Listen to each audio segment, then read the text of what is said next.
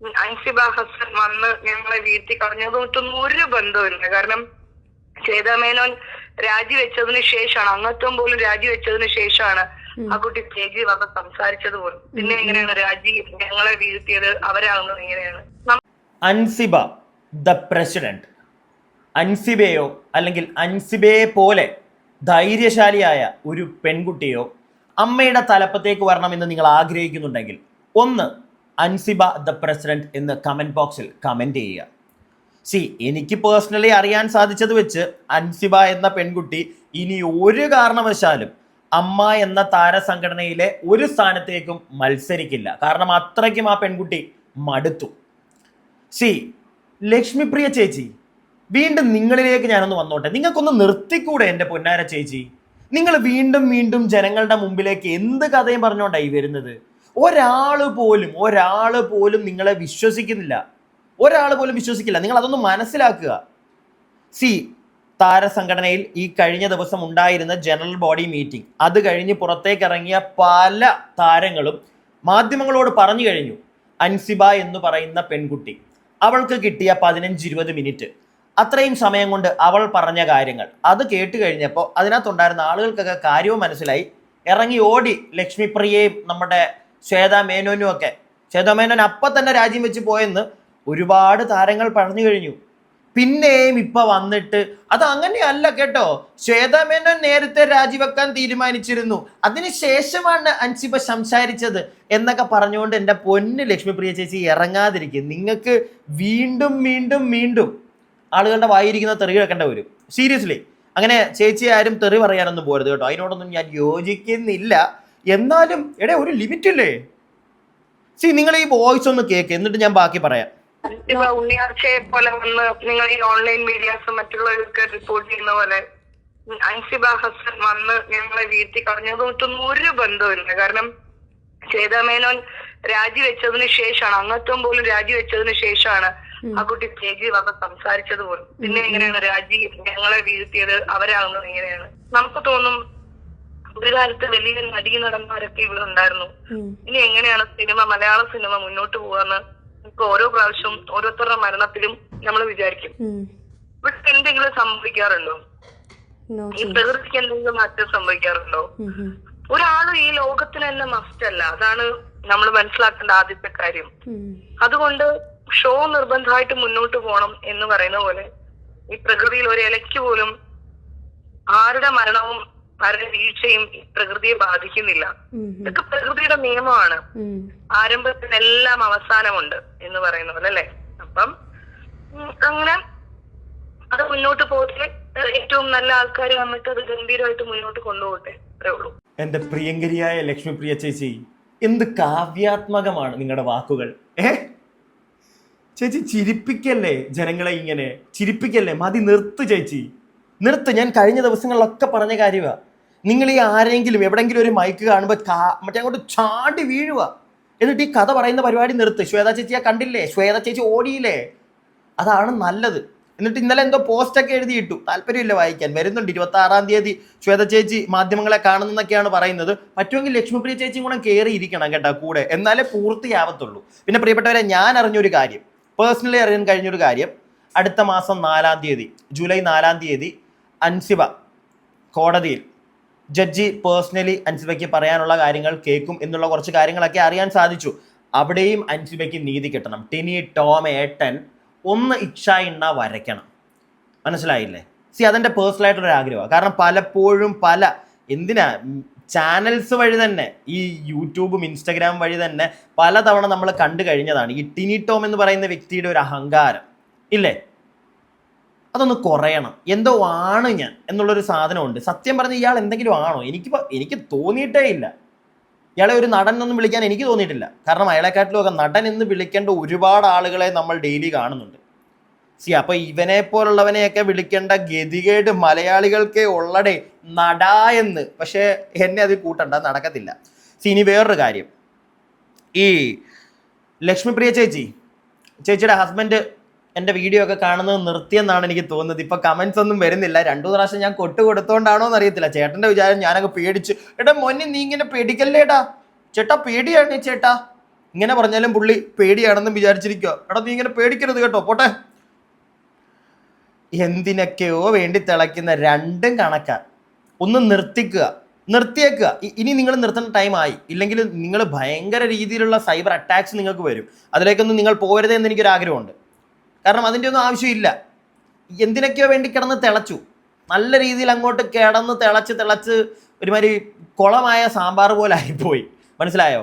കിഴങ്ങും മറ്റേ ക്യാരറ്റും ഒക്കെ അങ്ങ് വെന്തൊടഞ്ഞ് വല്ലാതായിപ്പോയി. ഇനിയും നിർത്തുക. പിന്നെ അൻസിബ എന്ന് പറയുന്ന പെൺകുട്ടി, ഞാൻ നേരത്തെ പറഞ്ഞ കണക്ക് ഒരിക്കലും അമ്മയുടെ തലപ്പത്തേക്കോ ഒന്നിലേക്കും ഇനി വരാൻ സാധ്യതയില്ല. പക്ഷേ അവളെ പോലെ ധൈര്യശാലിയായിട്ടുള്ള ആരെങ്കിലും ഒക്കെ വരട്ടെ എന്നാണ് എൻ്റെ ഒരു ആഗ്രഹം. പിടികിട്ടിയോ? കാരണം സ്ത്രീകൾക്ക് മുൻഗണന എന്നാണല്ലോ പറയുന്നത്. ഇവിടെ എല്ലാ കാര്യത്തിലും കൊടുക്കുന്നുണ്ട്, അവിടെയും കൂടെ കൊടുക്കട്ടെ, നല്ല കാര്യം. പക്ഷെ അൻസിബയെ പോലുള്ള ആളുകൾ വരണം.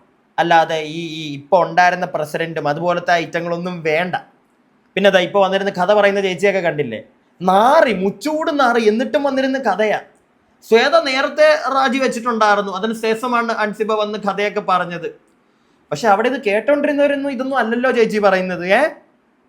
എങ്ങനെ പറ്റുന്നു നിങ്ങൾക്കൊക്കെ ഇത്? എനിക്കതാ മനസ്സിലാവാത്തത്. ഇനി വേറൊരു വാർത്ത ഒന്ന് കേൾക്കുക. വേറൊന്നുമല്ല, നമ്മുടെ എല്ലാവരുടെയും പ്രിയങ്കരനായ മമ്മൂക്ക, നിങ്ങൾക്കറിയാം, പത്മഭൂഷണൊക്കെ മേടിച്ച് വന്ന് ചാടിയപ്പോഴത്തേക്ക് കമ്പും കൊണ്ട് ചെന്നു മമ്മൂക്കയുടെ ചോദിക്കാൻ വേണ്ടി കാര്യങ്ങളൊക്കെ. അതിൻ്റെ ഇടയ്ക്ക് അമ്മയെ പറ്റിയിട്ടും ഒന്ന് ചോദിക്കുന്നുണ്ട്. മമ്മൂക്ക വൃത്തിക്കൊരു ഡയലോഗ് അടിച്ചു വിടുന്നുണ്ട് അവിടെ. എനിക്കത് ഇഷ്ടപ്പെട്ടു. അത്രേ ഉള്ളൂ. ഹി ഡസൻ കെയർ അബൌട്ട് അമ്മ. അതവിടെ പുള്ളി തെളിയിച്ച് വെച്ച് ജനങ്ങൾക്ക് മനസ്സിലാക്കി തന്നിട്ടാണ് പുള്ളി പോയത്. പുള്ളിക്ക് വേറെ 100 കൂട്ടം കാര്യങ്ങളുണ്ട്. ലാലേട്ടനാണെങ്കിൽ പോലും എല്ലാവർക്കും ഇപ്പം കുഞ്ചാക്കോ ബോബൻ ഇതിനകത്ത് വന്ന് ഈ വൃത്തികെട്ട കേസിൽ ഇടപെടാത്ത കുറേ ആൾക്കാരുണ്ട്. അവർക്കൊക്കെ അവരുടെ ജീവിതമുണ്ട്. പിന്നെ ഇതിനകത്ത് വന്ന് നിന്ന് എന്തെങ്കിലുമൊക്കെ ഇച്ചിരി ചിക്കിളി കൈയിട്ടെടുക്കാമെന്ന് മൈൻഡുള്ള കുറേ ആളുകളാണ് ഈ കിടന്ന് കഥ അടിച്ചുകൊണ്ടിരിക്കുന്നത്. എനിക്കങ്ങനെയാണ് പേഴ്സണലി തോന്നുന്നത്. അത്യാവശ്യം ക്വാളിറ്റിയുള്ള ആളുകൾ ഇതിനകത്ത് ഇറങ്ങത്തില്ല. അവർ സ്വന്തം കാര്യം നോക്കിപ്പോകും. ഇതിനകത്ത് അംഗങ്ങളാണെങ്കിൽ പോലും അവരവരുടെ കാര്യം നോക്കിപ്പോകും. എന്താ മമ്മൂക്ക പറയുന്നത് നിങ്ങളൊന്ന് കേട്ടോണേ. അത് പിന്നെ പ്രധാനമന്ത്രി അടുത്ത് കണ്ടപ്പോൾ നമ്മൾ കാണാൻ വരുമ്പോൾ കണ്ടു. ഞങ്ങൾ നേരെ ചെന്നൈയിൽ പടം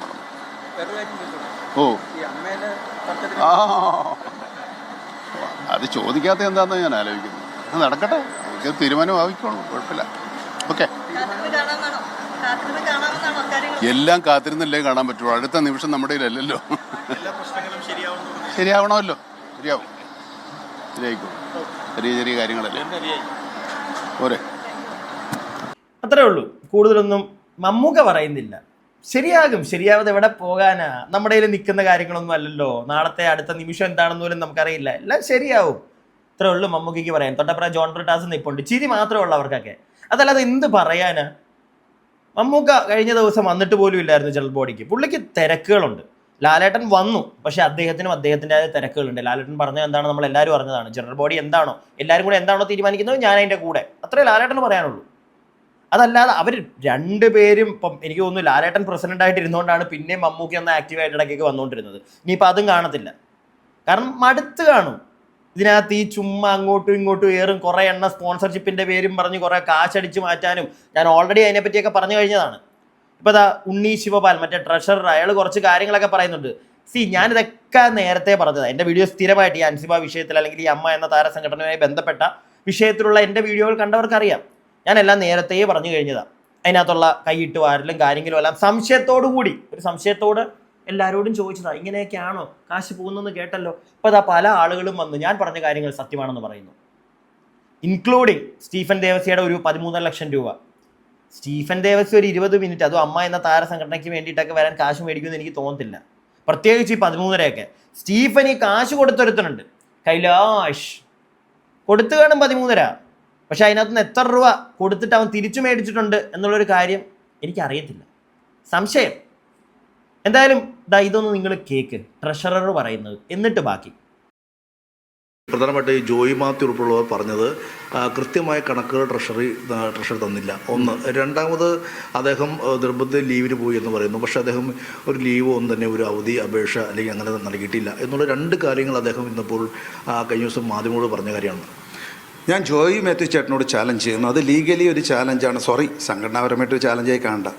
ഞാൻ മെയ് 3-ാം തീയതി അമ്മയിൽ ഒഫീഷ്യൽ മെയിൽ ചെയ്തില്ല എന്ന് ജോയി ചേട്ടന് തെളിയിക്കാൻ പറ്റുമെന്ന് ഞാൻ ചോദിക്കേണ്ടത്. ഞാൻ അതുപോലും ചെയ്യുന്നില്ല. അവിടെ ഉണ്ട് മെയിൽ. അപ്പോൾ പിന്നെ എങ്ങനെ ഒരാൾ അവരൊക്കെ അബ്സ്കോണ്ട് മുങ്ങുവാണ്. എനിക്ക് തന്ന ഒരു മെയിലിന് പ്രോപ്പറായിട്ട് സെമി ലീഗൽ മെയിലാണ് ഞാൻ കൊടുത്തത്. ഈ കണക്കുകൾ അവതരിപ്പിക്കാൻ പറ്റാത്ത വലിയൊരു വീഴ്ചയല്ലേ? ഉറപ്പായിട്ടും ഞാൻ പറഞ്ഞുതരാം. ഈ കണക്ക് നമ്മൾ എക്സൽ ഷീറ്റിൽ എഴുതിയാലും സിയുടെ അടുത്ത് പോയി കഴിഞ്ഞാൽ ഹെഡിൽ പേര് വ്യത്യാസമുണ്ട്, കണക്ക് വ്യത്യാസമുണ്ട്. ഇത് വെരിഫൈ ചെയ്യണോ വേണ്ടയോ? കാരണം ഓഡിറ്റാണ് ഫൈനൽ, ഞാൻ കൊടുക്കുന്ന കണക്കല്ല. അതിന് എനിക്ക് സമയം തരണം. എൻ്റെ ആക്സസ് കട്ട് ചെയ്തിട്ട് ഏപ്രിൽ മെയ് 12 കഴിഞ്ഞിട്ട് 13 ചാനലിലൂടെയാണ് ഞാൻ അറിയേണ്ടത് എന്നെ മാറ്റി നിർത്തിയെന്ന്. നമ്മൾ കൊണ്ടുവന്ന കണക്കിന് ചേഞ്ച് നിങ്ങൾ കേൾക്കണം. ബാങ്കിലൊരു ചെക്ക് പോകുമ്പോൾ അതിനോടൊരു ലെറ്റർ ഉണ്ടാവും. അങ്ങനെയൊന്നും ആരും ചെയ്യില്ല. ഓക്കെ, ആ കണക്കിൽ ആർക്ക് എന്തിനാ RTGS എന്ന് പറഞ്ഞ ഡീറ്റെയിൽസ് കൊടുത്തു. ഞാൻ വന്നതിന് ശേഷം കണക്കിൽ എന്താ ചെയ്തിരിക്കുന്നത്, 5000-ന് മേലെ ക്യാഷ് ചെക്ക് കൊടുക്കാൻ പാടില്ല. അങ്ങനെയാണോ പണ്ട് കൊണ്ടുപോയി നിങ്ങൾ കണ്ടുപിടിക്കുക. അങ്ങനെ ചെയ്ത ഒരാൾക്ക് കണക്കിൽ എന്താ കാര്യമുള്ളത്? 2, കണക്കിൽ പൊരുത്തക്കേടുണ്ട്. ഞാനാ പറയുന്നത്. എന്തുകൊണ്ടറിയാം? കമ്മിറ്റി പാസ്സാക്കാത്ത വലിയ ചിലവുകൾ നടത്താൻ പാടുണ്ടോ? നിങ്ങൾ പറയണം. കമ്മിറ്റി പാസ്സാക്കാത്ത ലക്ഷക്കണക്കിന് രൂപയുടെ ചിലവ് നടത്താൻ പറ്റുമോ? ഫെബ്രുവരി 25 അമ്മയ്ക്കൊരു മെയിൽ അയച്ചിട്ടുണ്ട് ഞാൻ, എൻ്റെ ഡിസ്ക്രിപ്ഷൻ വെച്ചിട്ട്. കാരണം ആസ് എൻ ഇലക്ടഡ് ട്രഷറർ നമ്മൾ എന്താ ചെയ്യേണ്ടത് വെച്ചാൽ, ബാക്കി കേൾക്കാം. ഇലക്ടഡ് ട്രഷറർ പറയുന്ന കാര്യങ്ങൾ നിങ്ങൾ കേട്ടല്ലോ. കമ്മിറ്റി പാസ്സാക്കാതെ പണം ലക്ഷങ്ങൾ ചെലവാക്കി ആരൊക്കെ? ഞാൻ ആരുടെയും പേര് പറയുന്നില്ല. ആരൊക്കെ ചോദ്യമാണ്. ആരൊക്കെയാണെന്ന് എനിക്കറിയാം. ഊഹം അല്ലെങ്കിൽ ചില അവിടുന്ന് ഇവിടുന്നുള്ള അറിവ് വെച്ച് എനിക്കറിയാം. ആരുടെയൊക്കെയോ പേരെനിക്കറിയാം. ഞാൻ ഒന്നും പറയുന്നില്ല. സ്റ്റീഫൻ ദേവസിക്ക് എന്തിന് 13.5? വെറും 20 മിനിറ്റ് പെർഫോമൻസിന് കാശ് കൊടുത്തിട്ടുണ്ടാവുമായിരിക്കും. ഈ കൊടുത്ത ആൾ അതിനകത്തുനിന്ന് എന്തെങ്കിലുമൊക്കെ തിരിച്ച് മേടിച്ചിട്ടുണ്ടോ കമ്മീഷനായിട്ട്? അല്ല, അവിടെ പല ആളുകളും കമ്മീഷൻ്റെ പരിപാടികൾ നടന്നിട്ടുണ്ടെന്ന് ഞാൻ കേട്ടിട്ടുണ്ട്. ഈ സ്പോൺസർഷിപ്പ് പോലും ഇതിനെ മറുപടി ശ്വേത ചേച്ചി വേണം പറയാനായിട്ട്. അതായത് ഈ സ്പോൺസർഷിപ്പ് കൊണ്ടുവരുന്ന ആൾക്ക് 25% കമ്മീഷൻ എന്നൊരു പരിപാടി ഇടയ്ക്ക് ഇറക്കിയിട്ടുണ്ടായിരുന്നു. ഉള്ളതാണോ? അല്ല, ഞാനിങ്ങനെ അറിഞ്ഞതാ. ഉള്ളതാണോ? ഞാനിങ്ങനെ കേട്ടിട്ടുണ്ടായിരുന്നു 25%. അങ്ങനെയാണ് ഈ അമ്പലക്കാരുടെ 1 കോടി മേടിച്ച് 25 ലക്ഷം രൂപ ശ്വേത ചേച്ചിയുടെ പോക്കറ്റിൽ പോയത് എന്നൊരു കരക്കമ്പിയും ഞാൻ കേട്ടായിരുന്നു. സത്യമാണോ? ആണോ? ബാക്കി കേൾക്കാം. ഒന്നിക്ക് രാജിവെച്ച് പോകണം, അല്ലെങ്കിൽ നമ്മുടെ എതിർപ്പ് പറഞ്ഞുകൊണ്ട് നമ്മൾ ഒപ്പിട്ട് കൊടുക്കണം. കാരണം അവിടെ ബ്ലോക്ക് ആവരുത് കാര്യങ്ങൾ. ഞാനൊരു മെയിൽ അയച്ചിട്ടുണ്ട്. കുടുംബസംഗമത്തിൽ ഫാഷൻ ഷോ ചെയ്തതിൽ 35 ലക്ഷം രൂപയാണ് നമുക്ക് സ്പോൺസർഷിപ്പ് ഉള്ളൂ. അതിന് 15 ലക്ഷം രൂപയോളം വേണമെന്നാണ് പറഞ്ഞത്. പിന്നെ അത് 13.5 സെറ്റിലായിട്ടുണ്ടാവും. ആ പൈസ കൊടുക്കാൻ നമ്മൾ പാടുണ്ടോ? അതും ഒരു പ്രശസ്തനായ കലാകാരൻ അദ്ദേഹത്തോട് പറഞ്ഞ് ചിലപ്പോൾ ഫ്രീ ആയിട്ട് ചെയ്തു തരും. അവിടെ നമ്മൾ എടുത്തു കൊടുക്കുന്ന ചില കമ്മിറ്റി മെമ്പേഴ്സിൻ്റെ താല്പര്യപ്രകാരം അത് ചെയ്തിട്ടുണ്ട്. അതിന് ഞാൻ ചോദ്യം ചെയ്തപ്പോൾ അവർക്ക് ശത്രുവായി. അങ്ങനെയല്ലേ ഞാൻ പറയേണ്ടുള്ളൂ. ആരുടെ താല്പര്യപ്രകാരമാണ്? Executive members. ഞാൻ ആരും കുറ്റം പറയണല്ല. സംഭവിച്ചിട്ടുണ്ട്. നിങ്ങൾ ലീഗലോട് ചെക്ക് ചെയ്യുക. നിങ്ങൾ അമ്മയുടെ മിനിറ്റ്സ് ചോദിക്കാനുള്ള അധികാരം ഉണ്ടല്ലോ നിങ്ങൾക്ക് എന്നോട് ചോദിച്ചല്ലോ. കാരണം ഒരു പബ്ലിക് സോഷ്യൽ ഓഡിറ്റ് ചെയ്യേണ്ട ഒരു സ്ഥാപനമല്ലേ ചാരിറ്റി സംഘടന. നിങ്ങൾ ചോദിക്കുക അവിടെ നിന്ന്. എന്നോട് മാത്രമല്ലല്ലോ ചോദിക്കേണ്ടത്. അല്ല, ജഗദീഷ് ചേട്ടൻ പറഞ്ഞൊരു ന്യൂസ് കേട്ടായിരുന്നു ഓൺലൈനിൽ. എന്താണ്? ട്രഷററിനെ ഇങ്ങനെ മാറ്റി നിർത്തിയ കേൾവി പോലില്ല. അപ്പം അദ്ദേഹം കുറച്ചേ പറഞ്ഞിട്ടുണ്ടാവും എന്ന് വിചാരിക്കുക. അപ്പോൾ നിങ്ങൾ ഒരു സൈഡ് പറഞ്ഞ് ചോദ്യങ്ങൾ ചോദിക്കുമ്പോൾ ഇതിന് ഉത്തരം പറഞ്ഞ് എനിക്ക് പാവം അവരൊക്കെ എനിക്ക് ഇഷ്ടമാണ്. ശ്വേതേനെ ഇപ്പോഴും എനിക്കിഷ്ടമാണ്. കുക്കുവിന് അങ്ങനെ വേറെ ആംഗിൾ കാണരുത് കേട്ടോ. ഇതൊക്കെ പറയുമ്പോൾ നമ്മളെ വേറെ ആംഗിൾ. ഇവരെല്ലാം എനിക്ക് ബഹുമാനമാണ്. പക്ഷേ ഇവർക്ക് എവിടെയോ ചെറിയ അബദ്ധങ്ങൾ പറ്റിയിട്ടുണ്ട്. അബദ്ധം നമ്മളെപ്പോഴും പറയില്ലേ, തുപ്പൽ കൊണ്ട് ഓട്ടയടക്കരുതെന്ന് കേട്ടിട്ടില്ലേ? അറിയില്ലേ? കാരണം തുപ്പൽ കൊണ്ട് ഓട്ടയടയില്ല. ഓട്ട അടക്കണമെങ്കിൽ ഓട്ടയുടെ ഈ റീസൺ അനുസരിച്ചിട്ട് അതിന് സൊല്യൂഷൻ കണ്ടു. അത് കണ്ടിട്ടില്ല. ഞാനടക്കമുള്ള കമ്മിറ്റി കണ്ടിട്ടില്ല. ബാക്കി കേൾപ്പിക്കാമേ. ചേട്ടന് ശ്വേത ചേച്ചിയൊക്കെ ഭയങ്കര കാര്യമാണ്. എനിക്കും അതുപോലെ തന്നെ ഭയങ്കര കാര്യമാണ് ശ്വേത ചേച്ചിയും ലക്ഷ്മി ചേച്ചിയും ഒക്കെ. പക്ഷെ എനിക്ക് പറയാനുള്ളത്, അബദ്ധം പറ്റിയതാണെന്നൊന്നും ഞാൻ വിശ്വസിക്കുന്നില്ല. പക്ഷേ ശ്വേത മേനോൻ എന്ന് പറയുന്ന അമ്മ എന്ന താരസംഘടനയുടെ പ്രസിഡന്റ് ആദ്യമേ ചെയ്യേണ്ട ഒരു കാര്യമുണ്ടായിരുന്നു. പൈസയുടെ പേരിൽ പല ഉഡായിപ്പുകൾ നടത്തി, അല്ലെങ്കിൽ അത് ഉഡായിപ്പുകൾ നടത്തിയോ എന്ന് പല ആളുകൾ, പല ജനങ്ങൾ തന്നെ ചോദിക്കുന്ന ചില ആളുകളെ ഇതിനകത്ത് പിടിച്ച് കസേരയിട്ട് ഇരുത്തിക്കരുതായിരുന്നു ശ്വേത മേനോൻ. മനസ്സിലായോ? ചില പ്രൊഡ്യൂസേഴ്സിനെ പറ്റിച്ച് കാശ് മേടിച്ചു എന്നുള്ളൊരു അലിഗേഷൻ, KSFE ചിട്ടിയുമായിട്ട് എന്തൊക്കെയോ പ്രശ്നം, ഇങ്ങനെയൊക്കെയുള്ള ആളുകളെ പിന്നെ ഈ സാധനം ഉണ്ടല്ലോ ഇത് വെച്ചങ്ങ് അടിക്കുക. ഇങ്ങനെയുള്ള ചില ആളുകളെ ഒന്ന് മാറ്റി നിർത്തണമായിരുന്നു. അറ്റ്ലീസ്റ്റ് എക്സിക്യൂട്ടീവ് കമ്മിറ്റിന്നെങ്കിലും അവരെയൊക്കെ പല കാര്യത്തിന് ഇങ്ങനെ ഇടപെടുത്തി കളിപ്പിക്കരുതായിരുന്നു. അല്ലെങ്കിൽ അവരെ കൊണ്ട് കേസ് കൊടുപ്പിച്ച ഒരു പെങ്കൊച്ചിനെ 3 മണിക്കൂർ പിന്നെ ഇരുന്ന് വിട്ടിത്തരോ പറയുന്നത്. 10 മിനിറ്റ് 2 മിനിറ്റ് ഇരുത്താൻ പറ്റത്തില്ല. 5 പേര് നോട്ടീസ് കൊടുക്കാതെ പോലീസ് സ്റ്റേഷനിൽ വിളിച്ച് ആദ്യമേ 1.5 മണിക്കൂർ, പിന്നെ 20 മിനിറ്റ്, ഇങ്ങനെയൊക്കെ പറയുന്ന ആളുകളെ, ഒരു ബോധവും ഇല്ലാത്ത ആളുകളെ ഒരു കാരണവശാലും ഇരുത്തരുതായിരുന്നു എക്സിക്യൂട്ടീവ് കമ്മിറ്റിയിൽ ശ്വേത മേനോൻ.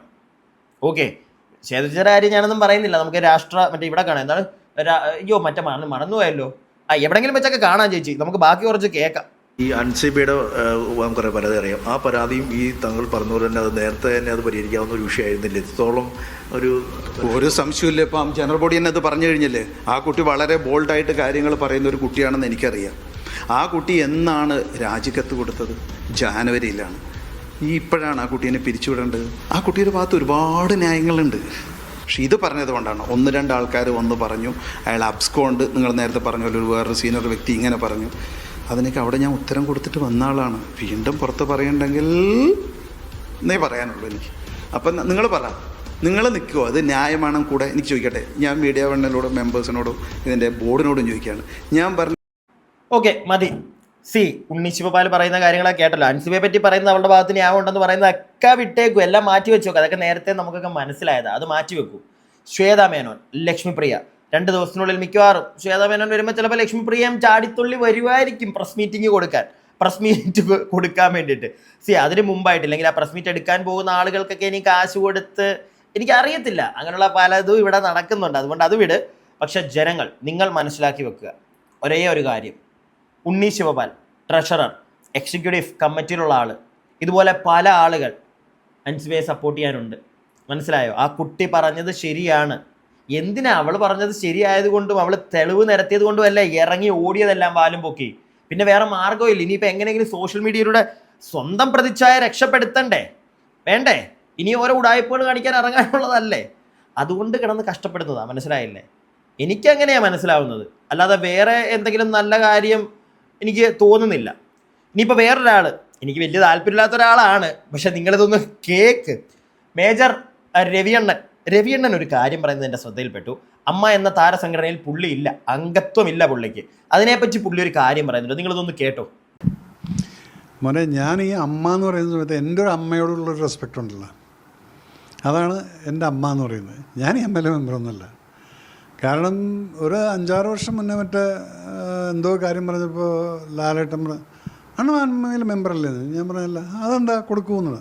6 വർഷം മുന്നേ ഞാൻ ഈ ആപ്ലിക്കേഷൻ കൊടുത്തിട്ടുണ്ട്. അത് കഴിഞ്ഞ് അത് 2 വർഷം കഴിഞ്ഞപ്പോൾ അത് കാണാനില്ല എന്നുള്ളതായി. അത് കഴിഞ്ഞ് 3 വർഷം മുന്നേ കൊടുത്തിട്ടുള്ള ആപ്ലിക്കേഷൻ ഇപ്രാവശ്യം നോക്കുന്ന സമയത്ത് അതും കാണാനില്ല. എന്നിട്ട് ഇപ്പോൾ ഫ്രഷായിട്ട് കൊടുക്കാൻ പറഞ്ഞ് കൊടുത്തു. ഇപ്പോൾ ഇതിനകത്തും പേര് വന്നിട്ടുണ്ടോ ഇല്ലോ എന്നുള്ളത് എനിക്കറിയില്ല. അതുകൊണ്ട് ഞാൻ അതിനെക്കുറിച്ച് എന്ത് പറയാനാണ്?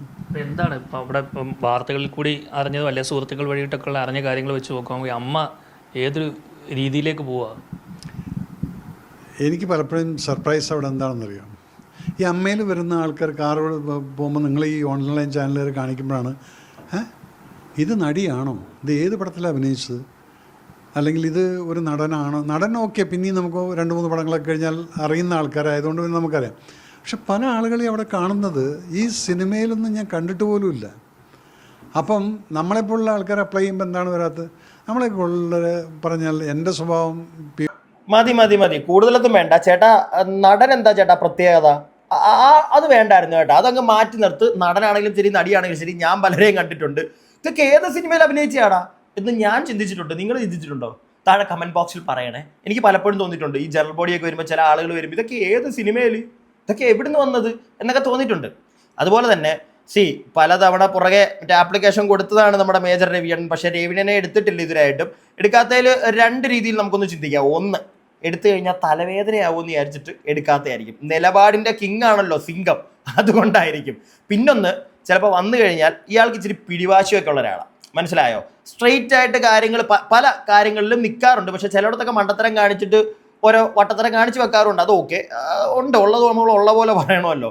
പക്ഷെ ഇത്തിരി അരഗൻ്റ് ആണ് പുള്ളി. അപ്പം അങ്ങനെയുള്ള ഒരാൾക്കൊക്കെ എടുത്തു കഴിഞ്ഞു കഴിഞ്ഞാൽ പല ഉടായ്പകളും നടക്കത്തില്ല എന്ന് കരുതിയിട്ടാണോ പുള്ളിയൊക്കെ ഇങ്ങനെ മാറ്റി വെക്കുന്നത് നമുക്കറിയില്ല.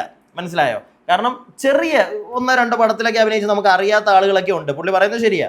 അതിപ്പോൾ ആണ് പെണ്ണെന്നൊന്നും അല്ല, എല്ലാം ഞാൻ മറ്റേ ജെൻഡർ വെച്ച് സംസാരിക്കുന്നില്ല.